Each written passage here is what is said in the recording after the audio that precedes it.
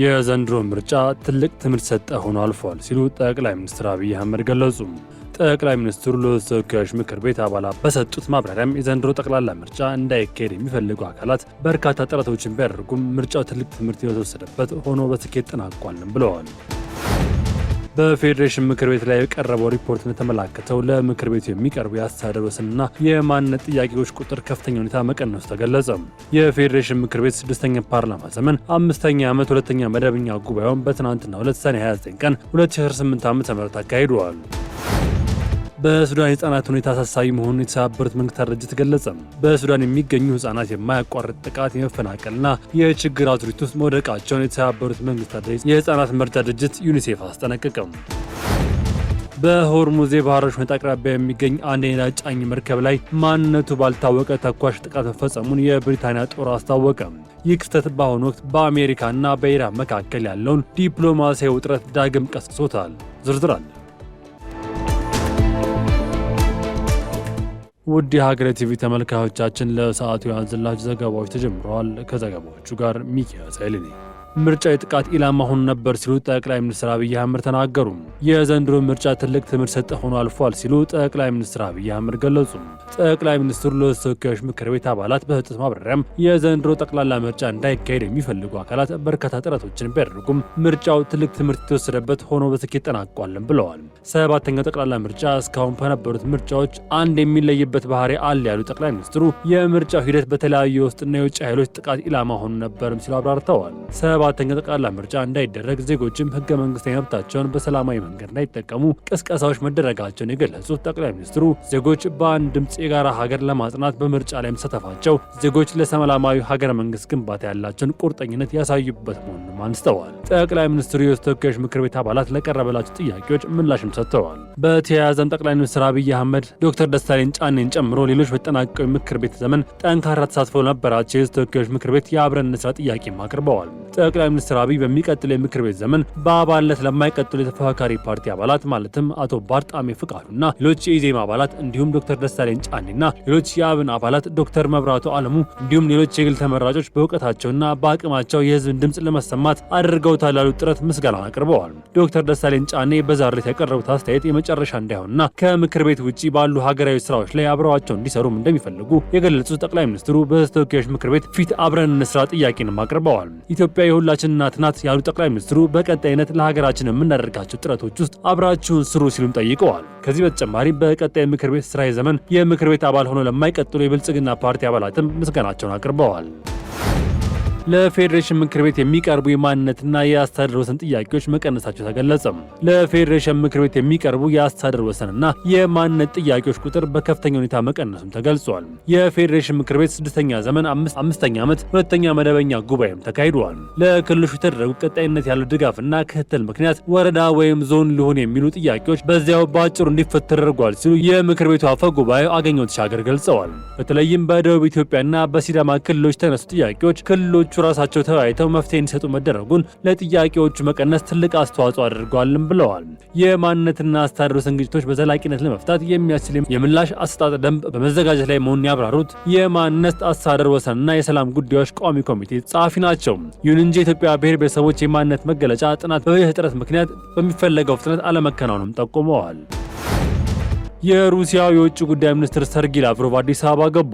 የሩሲያ የውጭ ጉዳይ ሚኒስትር ሰርጌይ ላቭሮቭ በበርካታ የአፍሪካ ሀገራት ለሚያደርጉት የሥራ ጉብኝት የመጀመሪያ ማረፊያቸው ወደሆነችው አዲስ አበባ ገብተዋል። የሰርጌይ ላቭሮቭ የኢትዮጵያ ጉብኝት በሁለቱ ሀገራት መካከል ያለውን የረጅም ጊዜ ዲፕሎማሲያዊ ግንኙነት ይበልጥ ለማጠናከር ያለመ ስለመሆኑም ተገልጿል። በተለይም በወቅታዊ ቀጠናዊና ዓለም አቀፋዊ ጉዳዮች፣ በኢኮኖሚ ትብብርና በሁለትዮሽ ግንኙነት ዙሪያ ከከፍተኛ የኢትዮጵያ መንግስት የሥራ ኃላፊዎች ጋር ይመክራሉም ተብሎ ይጠበቃል። ሩሲያ ከአፍሪካ ሀገራት ጋር አዲስ ስልታዊ አጋርነት ለመፍጠር በምታደርገው ጥረት ውስጥ ኢትዮጵያ በምስራቅ አፍሪካ ያላትን የፖለቲካ ተጽዕኖ የብሪክስ አባል መሆኗ ለዚህ ጉብኝት ትልቅ ትኩረት መሰጠቱ ተገልጿል።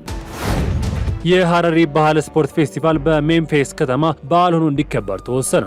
የሐረሪ ባህልና ስፖርት ፌስቲቫል በአሜሪካ ሜምፊስ ከተማ በዓል ሆኖ እንዲከበር እውቅና ማግኘቱን የሐረሪ ክልል የመንግስት ኮሚኒኬሽን ጉዳዮች ጽሕፈት ቤት አስታወቀ።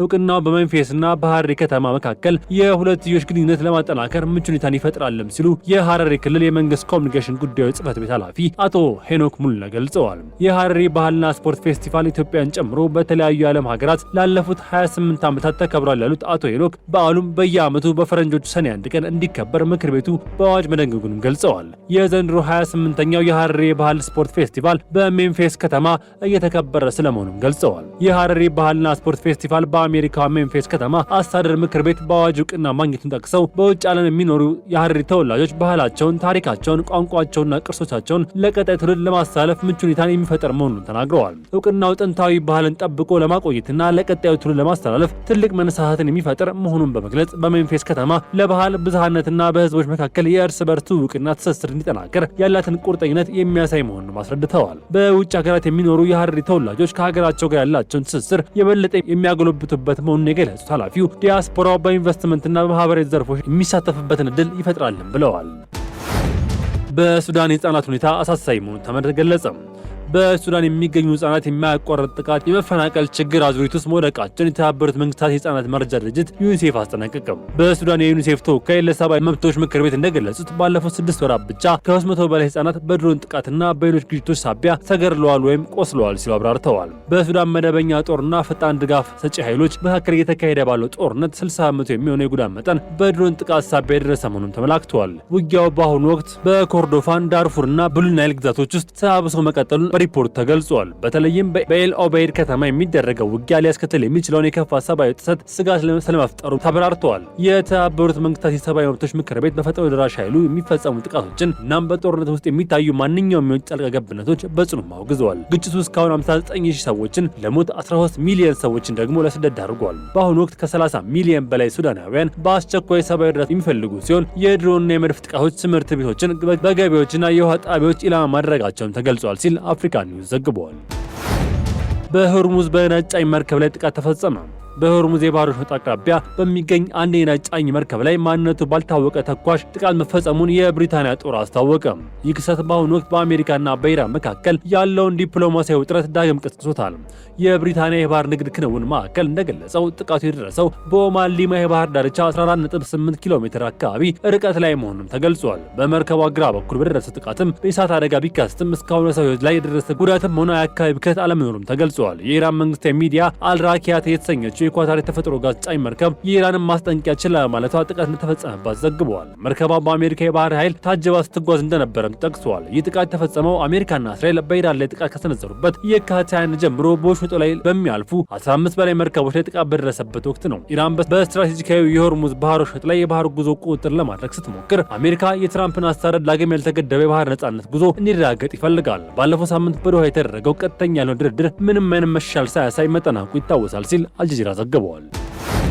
ዩክሬን ወደ ሞስኮ ከ400 በላይ ድሮኖችን ማስወንጨፏ ተገለጸ።